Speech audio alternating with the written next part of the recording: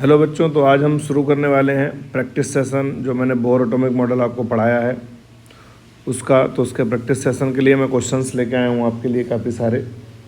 तो इन क्वेश्चंस को मैं एक एक करके सॉल्व करूँगा, कुछ आपसे भी सॉल्व कराऊँगा। तो उसी के रिगार्डिंग ये वीडियो है हमारा। सबसे पहला क्वेश्चन है आपके लिए, यहाँ पे आप पढ़ सकते हैं कि बोहर मॉडल में be applied to. Bohr model किसके लिए अप्लाइड हो सकता है? तो मैंने बताया कि बोहर मॉडल हाइड्रोजन है, हाइड्रोजन लाइक स्पीसीज़ के लिए अप्लाई होता है। तो ऑप्शन ए इसका अगर देखा जाए, ए ऑप्शन देखा जाए तो उसमें क्या लिखा है कि सोडियम प्लस आयन।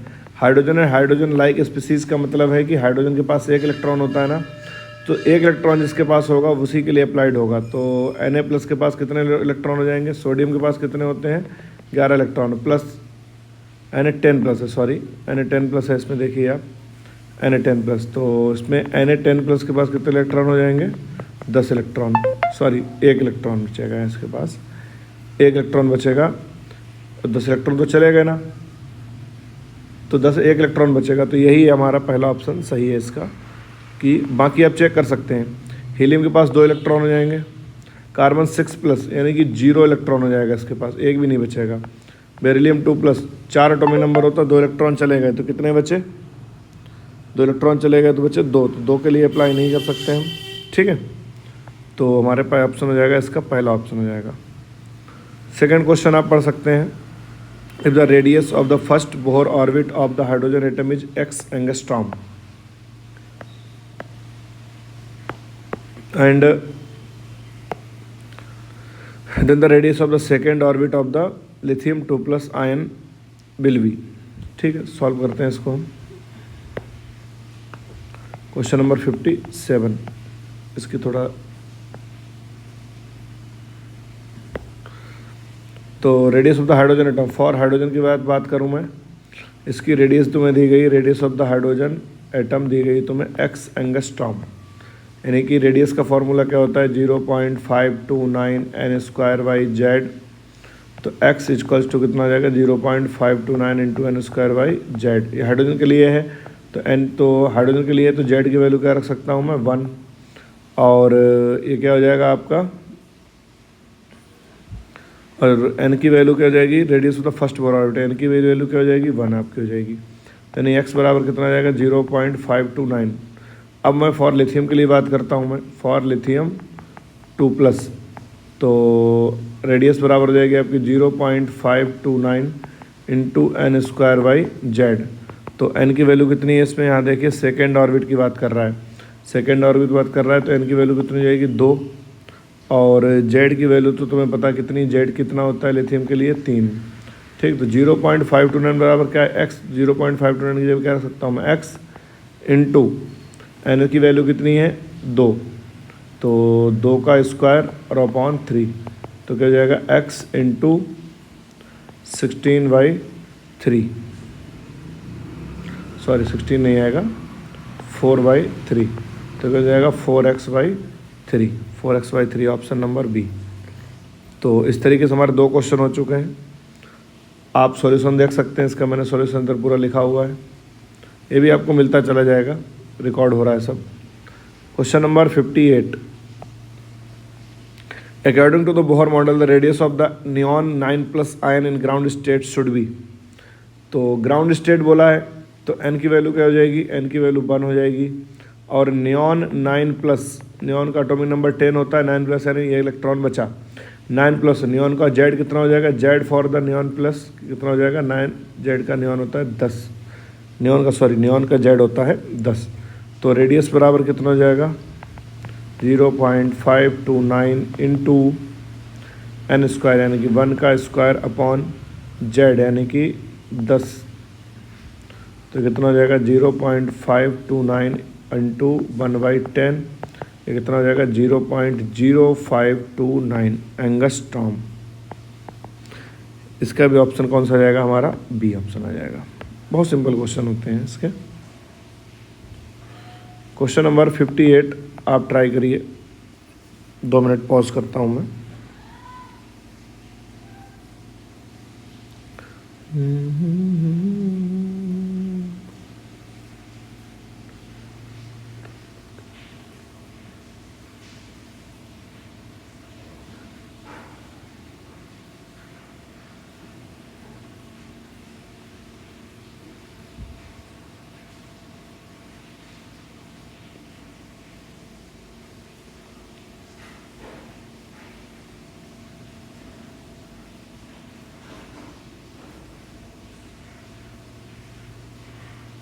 चलो मैं शुरू करता हूँ इसके लिए।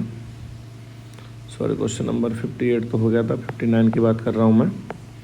Question number 59, the ratio of the spacing between the third and fourth orbit to the spacing between the sixth and seventh orbit. ये पूछ रहा है कि ratio third and fourth orbit यानी कि R4 minus R3 upon R7 minus R6, ये पूछ रहा है तुमसे। रेडियस तुम फोर्थ ऑर्बिट की निकाल लो और minus radius of the third orbit निकाल लो। अगर देखो आप लेंदी सॉल्यूशन पे जाएंगे तो काफ़ी लंबा पड़ेगा जाके ये। तो मैंने आपको ये समझाया कि रेडियस बराबर क्या होता है, radius of the hydrogen in first shell into क्या हो जाता है n square by z. Z के आगे की किसके लिए बोला इन्होंने, हाइड्रोजन की बात कर रहा है। तो radius of the hydrogen upon Z, यहाँ पर हर बार तो चेंज होता लगेगा, कौन जेड चेंज होगा हर बार, तो सॉरी एन चेंज होगा। फोर्थ ऑर्बिट की बात कर रहा है तो 4 का स्क्वायर हो जाएगा। रेडियस ऑफ द 4 क्या हो जाएगा, radius of the 1 for the hydrogen into 4 का स्क्वायर, यही तो होगा। ये क्या है 0.529 into n square by z पूरा लिखा हुआ रेडियस ऑफ द हाइड्रोजन। ये फर्स्ट सेल की लिखी हुई है रेडियस, उसे चौथे की मल्टीप्लाई कर दिया एन स्क्वायर के साथ। तो रेडियस ऑफ द 3 क्या हो जाएगा, रेडियस ऑफ द 1 इंटू 3 का स्क्वायर। रेडियस ऑफ द 7 क्या हो जाएगा, रेडियस ऑफ द 7 हो जाएगा रेडियस ऑफ द 1 इंटू 7 का स्क्वायर। रेडियस ऑफ द 6 क्या हो जाएगा, रेडियस ऑफ द 1 इंटू 6 का स्क्वायर। ये सब हो जाएंगी ये समझ में आई बात। ये क्या है, रेडियस ऑफ द 4। देखो मैं फिर से समझाता हूँ आपको, मुझे पता है जल्दी समझ में आता नहीं स्टूडेंट्स के, एक तो बहुत समस्या है। रेडियस बराबर क्या होता है हाइड्रोजन का, अगर फर्स्ट ऑर्बिट की बात करूँ मैं, फर्स्ट ऑर्बिट बराबर क्या हो जाएगा 0.529 into n square by z. तो रेडियस ऑफ द हाइड्रोजन क्या हो जाएगा, फर्स्ट और फर्स्ट 0.529 हो जाएगा, ठीक। यानी कि यहाँ भी 1 रखूँगा, यहाँ भी 1 रखूँगा, जेड भी 1 है इसका और एन भी 1 है फर्स्ट ऑर्बिट के लिए। तो अब ये हो जाएगा, अब रेडियस ऑफ यहीं पे आप निकाल लो, यहाँ पे आप निकालो radius of the fourth orbit, क्या लिखोगे आप 0.529 into n square by z. N कितना है 4 का स्क्वायर, अगर अपॉन जेड क्या 1 ही हो जाएगा। तो ये क्या लिखा है, radius of the hydrogen of the first orbit ही तो लिखा है, radius of the hydrogen of the first orbit ही तो लिखा है। उसको यहाँ पुट कर दिया मैंने, उसको यहाँ जब पुट कर दिया और फिर क्या रह गया आपका, सिर्फ एन स्क्वायर मल्टीप्लाई करते चले जाओ, क्योंकि हर बार इसने हाइड्रोजन के लिए पूछा और वो भी कहाँ पूछा है, सेल चेंज की हुई है बस। तो यहाँ से जो मैंने चीज़ें लिख दी हैं ये चीज़ें, तो आप निकालने के लिए क्या करोगे इसके लिए, R4 minus R3, R4 minus R3 upon R7 minus R6 is equal to, इसकी वैल्यूज पुट कर लीजिए यहाँ पे से, RH इंटू 4 का स्क्वायर माइनस RH इंटू 3 का स्क्वायर अपॉन RH इंटू 7 का स्क्वायर माइनस RH इंटू 6 का स्क्वायर। इसको कैसे लिख सकता हूँ मैं, R कॉमन ले लो RH यहाँ से, ये हो जाएगा 16 माइनस 9। ये क्या हो जाएगा, RH कॉमन ले लो यहाँ से, ये बन जाएगा आपका 49 माइनस 36, ठीक। RH से RH कट गया, ये कितना आ जाएगा आपका, ये हो जाएगा 7 अपॉन, ये अंतर आएगा 9 4 13, 7:13, ऑप्शन ए।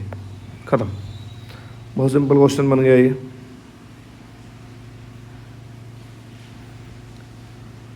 इसके बाद मैं ट्राई करता हूँ question number 60। What would be the approximate quantum number for a circular orbit of the hydrogen? Quantum number का मतलब होता है n की वैल्यू पूछ रहा है ये, n की वैल्यू बताना है आपको। तो ट्राई करो यहाँ पर, सर्कुलर हाइड्रोजन 1 इंटू 10⁻⁻5 सेंटीमीटर इन डायामीटर। अगर डायामीटर दिया गया है, अगर तुम्हें रेडियस मिल जाए तो रेडियस के फॉर्मूले में क्या हो जाता है 0.529 into n square by z, ये हो जाता है रेडियस का फॉर्मूले में रखने के बाद, ठीक। अगर तुम्हें क्या मिल जाए, आर मिल जाए इसका, तो काम हो जाएगा हमारा, लेकिन आर खोजना ही काम है। तो डायामीटर बराबर क्या होता है, यहाँ पे दिया गया आपको डायामीटर दिया है ना, गिवन क्या क्या है आपका, अप्रॉक्सीमेट क्वांटम नंबर, हाँ सिंपल है, गिवन दिया गया आपको, डायमीटर दिया गया यानी कि 1 × 10⁻⁵ सेंटीमीटर, तो रेडियस क्या हो जाएगा 10⁻⁵ डिवाइड बाई 2 सेंटीमीटर। और मीटर में कितना हो जाएगा, ये हमें एंगस्ट्रॉम में ले जाना है ना मेनली, तो मीटर में कितना हो जाएगा 0.5 × 10⁻⁵ × 10⁻², ये हो गया तुम्हारा मीटर में, 0.5 इसके लिए लिख दिया था मैंने। अगला क्या हो जाएगा एंगस्ट्रॉम में, 0.5 × 10⁻⁵ इंटू 10⁻² इंटू 10⁻10, ये हो जाएगा आपका एंगस्ट्रॉम में। तो कितना बचेगा 0.5 इंटू 10⁻⁷ यानी कि 10⁻³ बचेगा आपका मीटर, सॉरी एंगस्ट्रॉम में आ जाएगा ये। अब रेडियस बराबर क्या होता है 0.529 into n²/z।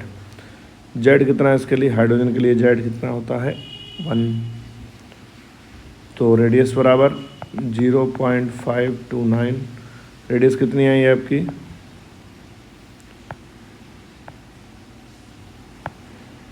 0.5 into 10⁻³ is equal to 0.529 into n²/z। Z की वैल्यू है 1 आपकी, और यहाँ से आप 0.5 upon 0.529 into 10⁻³ equal to n²। मेरा सॉल्व किया हुआ है, आपका n² जो आएगा वो आएगा लगभग 945.07 कुछ, और n बराबर आएगा आपका √, ये आएगा आपका √945.07, ये लगभग आएगा, लगभग क्या मतलब आएगा ये 30.7, यानी कि अप्रॉक्सीमेट पूछा है, तो n की वैल्यू हो जाएगी आपकी 31, यहाँ से option A.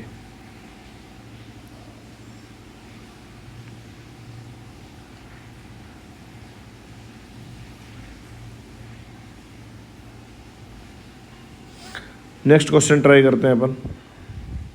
If the mass of electron is doubled, if the mass of electron is doubled the radius of the first orbit of hydrogen atom becomes approximately. अगर मास डबल कर दिया जाए तो रेडियस पे क्या फ़र्क पड़ेगा। ऑप्शन देखिए 0.529 एंगस्ट्रॉम। सोचिए आप क्या फ़र्क पड़ेगा, तब तक मैं आंसर बताता हूँ आपको इसका।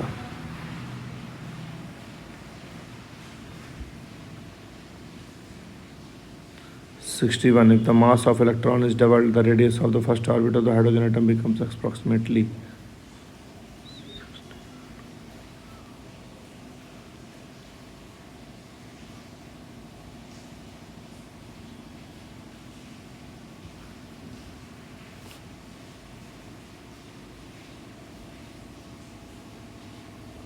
चलो सॉल्व करते हैं। आप अगर ध्यान दें तो मैंने रेडियस बराबर लिखाया था, अगर n और z पे डिपेंड तो करता ही है, लेकिन पूरा फॉर्मूला था इसका k n² अपॉन 4π² mze², ये था। तो radius is directly inversely proportional to the mass, mass के इन्वर्सली प्रोपोर्शनल है रेडियस। तो मास बढ़ेगा तो रेडियस कम हो जाएगी, तो यानी कि radius of the first orbit, तो रेडियस ऑफ फर्स्ट ऑर्बिट बराबर क्या हो जाएगी 0.529 अपॉन मास कितना 2 टाइम्स कर दिया ना, तो 2, तो ये जाएगा आपका 0.2645 एंगस्ट्रॉम।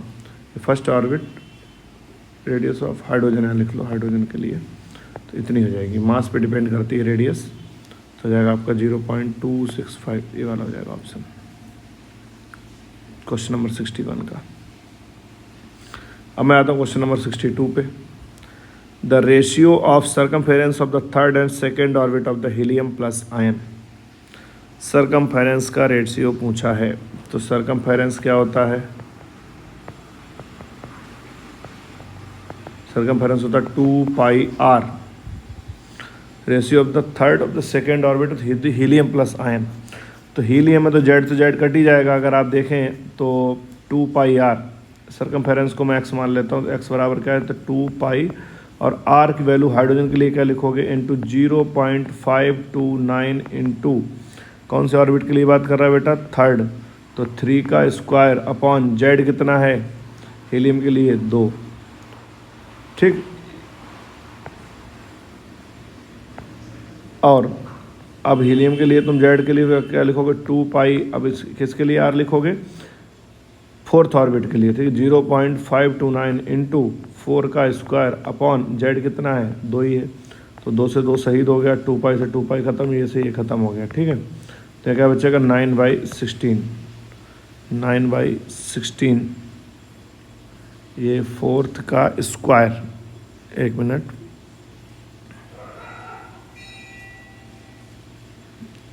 n²/z हीलियम, एक मिनट, रेशियो तो circumference of third and second orbit, sorry second orbit था, मैं फोर्थ पढ़ लिया था। तो यहाँ पे मैं क्या कर लूँगा, 2 का स्क्वायर अपॉन 2, तो 2 से 2 मर गया, 9 अपॉन नीचे क्या बचेगा, अरे मिट जाए यार जल्दी, 2 से 2 का स्क्वायर क्या हो जाएगा, ये 4, तो 9/4, बहुत सिंपल है ये भी, 62, यानी कि 9/4, ऑप्शन नंबर सी।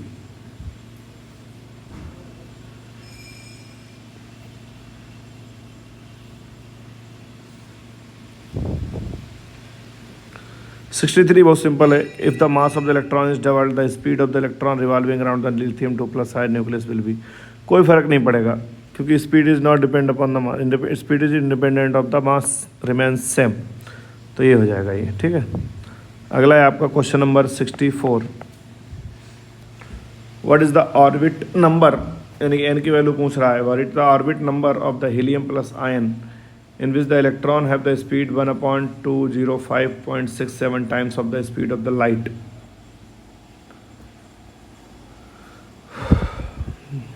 तो सॉल्व करते हैं इसको। वेलोसिटी का फॉर्मूला क्या होता है, वेलोसिटी का फॉर्मूला होता है आपका 2.18 इंटू 10⁻6 इंटू Z/n मीटर पर सेकेंड, ये होता है।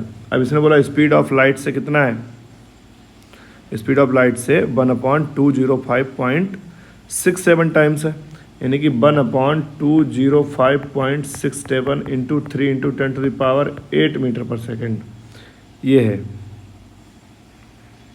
ठीक, और ये बराबर किसके हो जाएगा, 2 इंटू 1.8 2.18 इंटू 10⁻6, और जेड की वैल्यू कितनी है, जेड की वैल्यू है आपकी, किसके लिए बात कर रहा है यार, हीलियम के लिए, तो 2/n पूछा है, यानी कि ये बराबर हो गया ये। अब यहाँ से आप कैलकुलेट कर सकते हैं इसको, 10⁻6 इधर आ जाएगा तो 10⁻6 नीचे आके ऊपर जाएगा तो बचेगा 10⁻2, यानी कि 1/205। इसको सॉल्व कर सकते हैं आप, कैलकुलेशन में काफ़ी दिक्कत आती है मुझे, तो n की वैल्यू यहाँ से आप सॉल्व करके आएंगे तो वो आएगी 3। ठीक, पूरा सॉल्व कराएंगे इसको, तो ये जो n है इसकी वैल्यू आपकी आएगी 3 निकल के। ये भी सिंपल क्वेश्चन है, ऐसे इसको आप कर सकते हैं, रेडियस वाले क्वेश्चन हो जाएंगे यहाँ से वेलोसिटी के आगे। तो मैं अब क्वेश्चन नंबर आपके लिए यहाँ पे करता हूँ 67।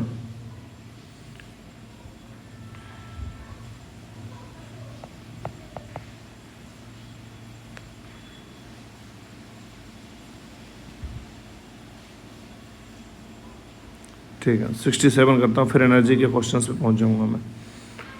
The ratio of the speed of the electron in the ground state of the hydrogen atom to the speed of the light in vacuum. The ratio of the speed of the electron in ground state of the hydrogen atom to the speed of light in the vacuum.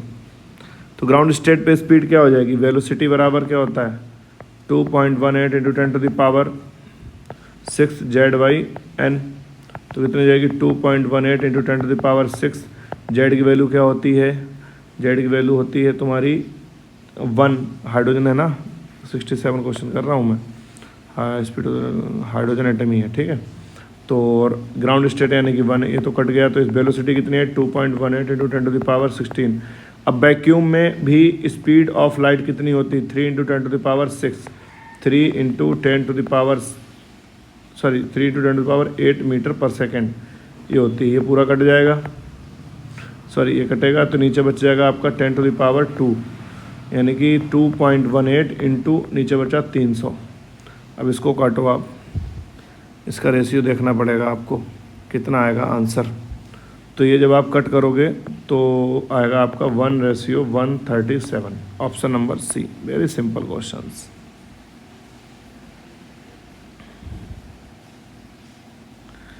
Next question,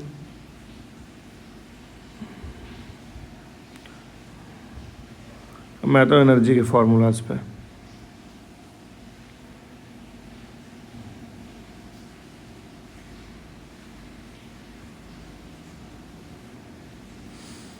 question number 99 करिए। अभी last lecture में मैंने binding energy पढ़ाया था आपको। The binding energy for the third electron in the ground state of the lithium, binding energy for the third electron in the ground state of the lithium plus atom should be. तो ये आप खुद से करिए question. Binding energy का question मैंने पिछले video में कराया था आपको, तो आप रिवाइज करे होंगे तो हो जाएगा। बाइंडिंग एनर्जी का फॉर्मूला क्या होता है? 13.6 इंटू Z² / N², यही होता है। तो यहाँ पर n की वैल्यू क्या ले लेगी? 1।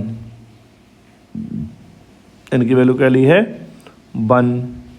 देखो ग्राउंड स्टेट बोला ना, तो क्या हो जाएगा? बाइंडिंग एनर्जी बराबर 13.6 इंटू Z कितना होता है? 3।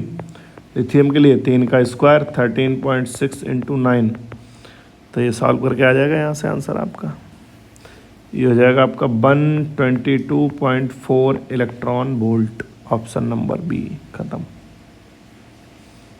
98 देखिए। The ionization energy of the helium in the ground state में बी। बहुत सिंपल क्वेश्चन। आयनाइजेशन एनर्जी का फॉर्मूला क्या होता है? 13.6 इंटू Z²। तो 13.6 Z की वैल्यू कितनी जाएगी? 2 का स्क्वायर, हीलियम के लिए Z 2 होता है। 13.6 इंटू 4, ये सॉल्व करके कितना आ जाएगा आपका? ये आ जाएगा लगभग 54.4, ऑप्शन नंबर बी।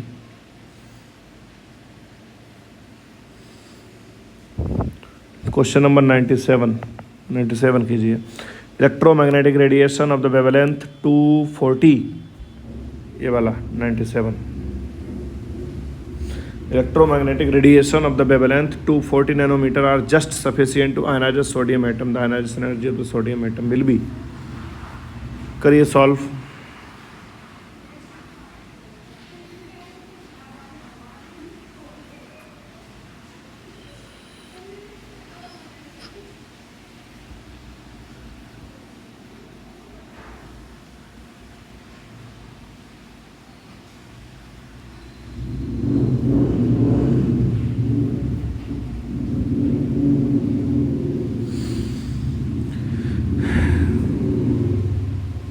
यानी कि सोडियम सरफेस लिया, सोडियम एटम लिया, इसमें से एक लाइट गिराई आपने, यहाँ से एनर्जी गिरा रहे हो और इसमें से इलेक्ट्रॉन निकल रहा है। तो ये इलेक्ट्रॉन निकालने के लिए एनर्जी जो आप लाइट डाल रहे हो, वो डाल रहे हो आप 240 नैनोमीटर की वेवलेंथ की लाइट डाल रहे हो।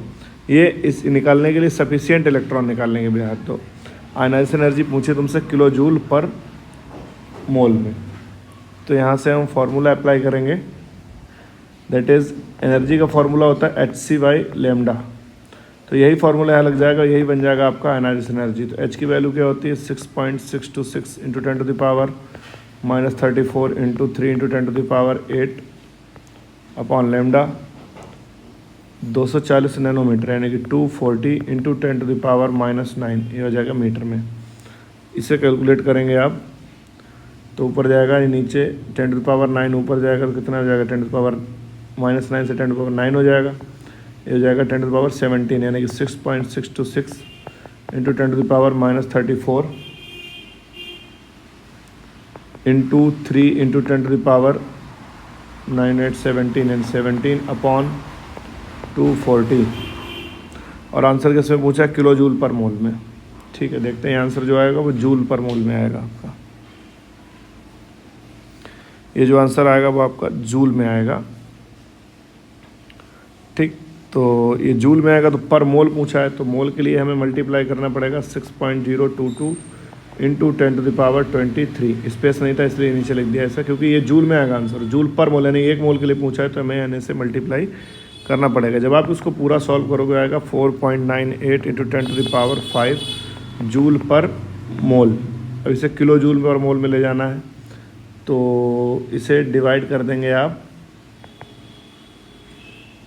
10 किलो जूल पर मोल ले जाना, 10⁻³ से मल्टीप्लाई कर दो। 4.98 इंटू 10⁵ इंटू 10⁻³ ये हो जाएगा आपका 4.98 इंटू 10⁻²,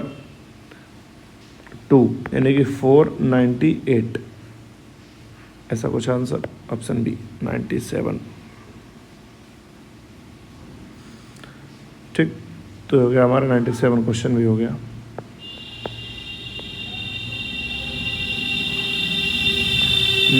क्वेश्चन करते हैं। The ionization energy of the helium plus ion is x electron volt. The ionization energy for the beryllium plus ion should be. तो आयनाइजेशन एनर्जी का फॉर्मूला क्या होता है 13.6 इंटू Z²। ठीक है, वो कितनी दी गई है तुम्हें, फॉर हीलियम के लिए दी गई है, वो कितनी x = दिया गया तुम्हें 13.6 इंटू Z² यानी कि 2 का स्क्वायर। यहीं रोक दो इसको, बेरिलियम के लिए तुमसे पूछा है, बेरिलियम के लिए पूछा है, तो ionization energy for the beryllium 3+ हो जाएगा आपका 13.6 इंटू बेरिलियम के लिए हो जाएगा 4 का स्क्वायर। यहाँ से रेशियो ले सकते हैं आप, तो ये 13.6 से 13.6 कैंसिल आउट हो जाएगा। x upon ionization energy of the beryllium 3+ equal to 4/16 1/4। तो ionization energy of the beryllium 3+ हो जाएगा आपका 4x। 95 का answer 4x option number A आ जाएगा। यहाँ से सॉल्व करके देख सकते हैं आप, मैंने सॉल्व कर दिया आपका।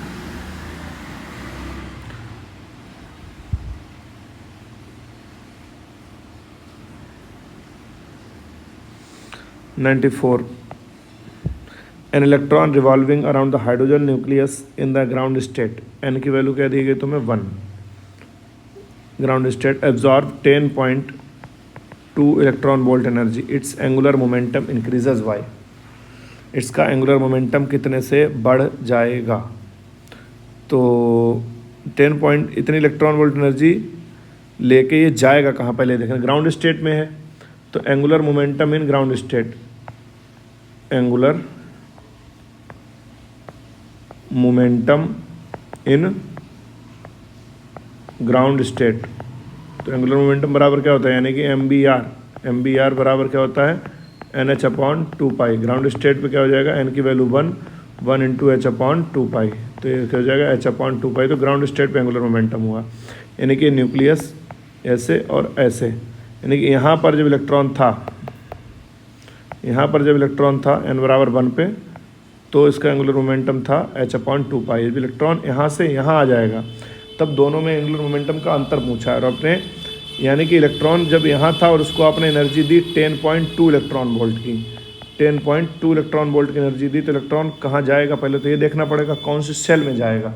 तो 10 अगर आपको डायरेक्ट याद हो तब तो कोई बात अलग है, लेकिन मैं अगर 10.2 इलेक्ट्रॉन वोल्ट एनर्जी देने के बाद इलेक्ट्रॉन जाएगा कहाँ है भी निकालना जरूरी है, यानी कि डेल्टा E बराबर N1 तो 1 ही हो जाएगा और N2 हमें निकालना है, तो 13.6 इंटू Z² 1/1 का स्क्वायर माइनस 1/n का स्क्वायर। तो डेल्टा ई कितना दिया है अपने 10.2 इलेक्ट्रॉन वोल्ट की एनर्जी है 13.6 Z²। जेड यानी किसके लिए पूछ रहा है, रिबॉन्डिंग हाइड्रोजन, तो जेड तो 1 ही हो जाएगा। काफ़ी ईमानदार आदमी हर बार हाइड्रोजन देता रहता है तो कैलकुलेशन ईजी हो जाती है हमारे लिए। 1/n तो N2²। इस पूरे को सॉल्व करना, मैं आलसी हूँ सॉल्व करने में बहुत, तो n की वैल्यू आ जाएगी आपकी 2।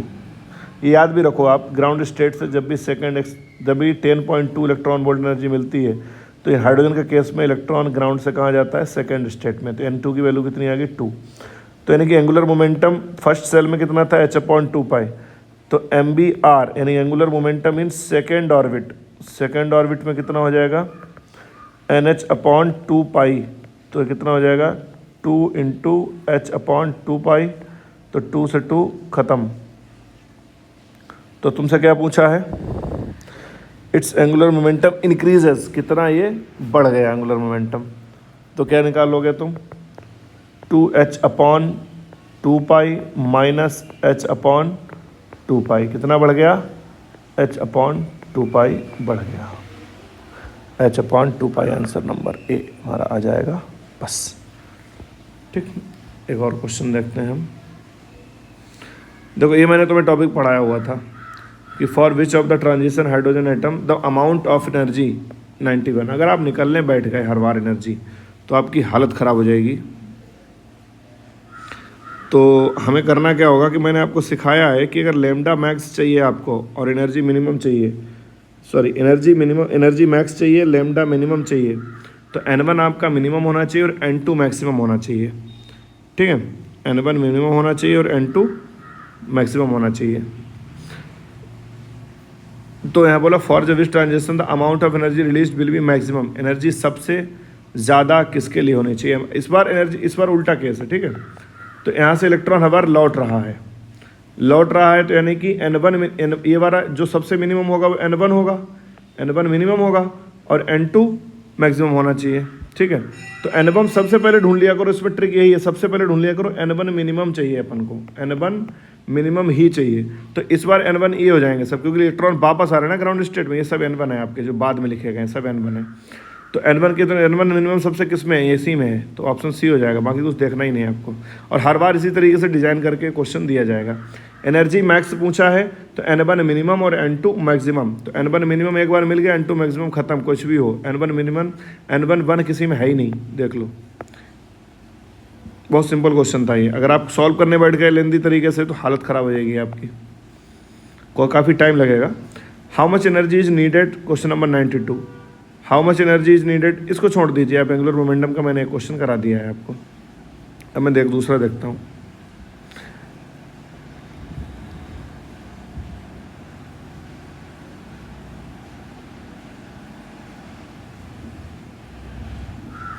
क्वेश्चन नंबर 89 देखिए, the amount of energy release when the electron jumps from the 7th excited state, यानी कि जंप कर रहा है इलेक्ट्रॉन, कहाँ से आ रहा है, 7th एक्साइटेड स्टेट, 7th, यानी कि n2 कितना हो जाएगा, 7 + 1 यानी कि हो जाएगा 8, 1 2 3 4 5 6 7 8, यहाँ से इलेक्ट्रॉन जंप कर रहा है और आ कहाँ रहा है, jump from the 7th to first excited state, यानी कि n1 कितना हो जाएगा, फर्स्ट एक्साइटेड स्टेट, यानी कि 1 + 1 यानी कि ये 2 पे आ रहा है इलेक्ट्रॉन यहाँ से कूद के कहाँ आ रहा है, यहाँ। तो इलेक्ट्रॉन जब वापस आता है तो फोटोन की फॉर्म में आपको एनर्जी रिलीज होती हुई दिखाई देती है। तो अब कितनी एनर्जी रिलीज होगी, तो बहुत सिंपल हो गया, डेल्टा ई बराबर क्या होता है, 13.6 × Z², और Z कितना हो जाएगा, कौन सा आइटम लिया है, helium plus, sorry 89 helium plus लिया हुआ, दैट Z कितना हो जाएगा 2, तो 1/n1 यानी कि 1/n1² माइनस 1/n2²।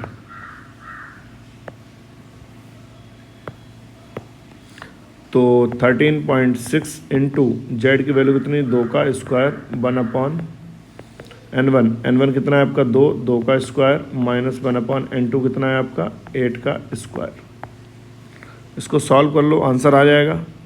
लेकिन तुम ठहरे आलसी, मेरे से भी बड़े वाले, तो तुम सॉल्व करोगे नहीं, तो दिक्कत यही है अपनी। 89 को सॉल्व करना पड़ेगा, करते हैं। 13.6 × 4 एक हो जाएगा 1/4 माइनस 1/64, 13.6 × 4 60 डिवाइड बाई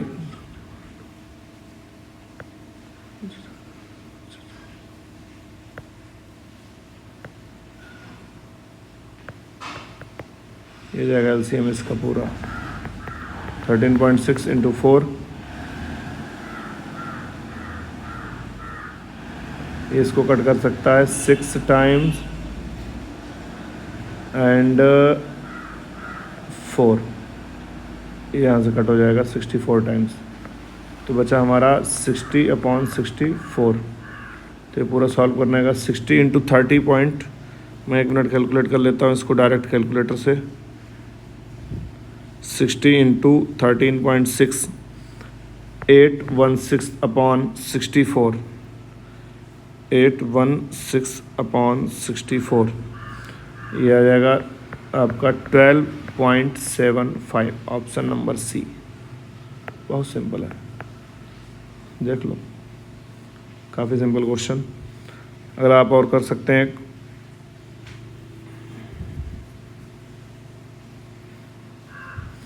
हम 90 क्वेश्चन कीजिए। The energy difference will be minimum for which the hydrogen energy levels of the energy difference minimum, यानी कि कम से कम एनर्जी रिलीज हो। कम से कम एनर्जी रिलीज होने के लिए मैंने बोला है कि आपका N1 मैक्सिमम होना चाहिए और N2 नियर बाई होना चाहिए। ऐसा मैंने एनर्जी वाले वीडियो में पढ़ाया था, जिसने ना देखा हो वो देख ले जाके। N1 मैक्सिमम होना चाहिए और N2 नियर बाई होना चाहिए उसके। तो N1 मैक्सिमम कब आएगा यहाँ पर N1 मैक्सिमम कौन सा है? N1 मैक्सिमम यही है और उसके नियर बाई 4 है, तो ऑप्शन बी खत्म, देखते ही ख़त्म, और कुछ करना ही नहीं। एनर्जी मिनिमम चाहिए इस बार, एनर्जी मिनिमम, बस ऑप्शन बी।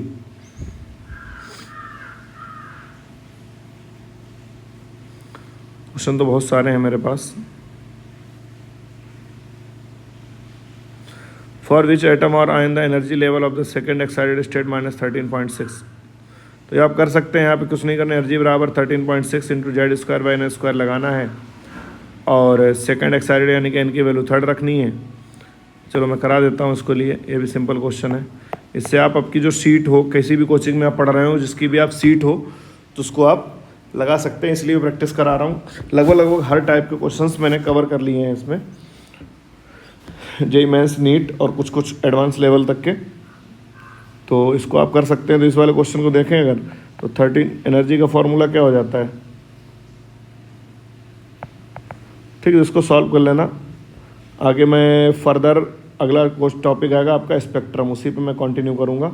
तब तक के लिए आप एनर्जी के सारे वीडियोस देख लीजिए। बोहर एटॉमिक मॉडल यहाँ पे मैं स्टॉप करता हूँ और उसकी मैंने प्रैक्टिस भी करा दी है, ठीक है। तो थैंक यू, मिलते हैं नेक्स्ट क्लास।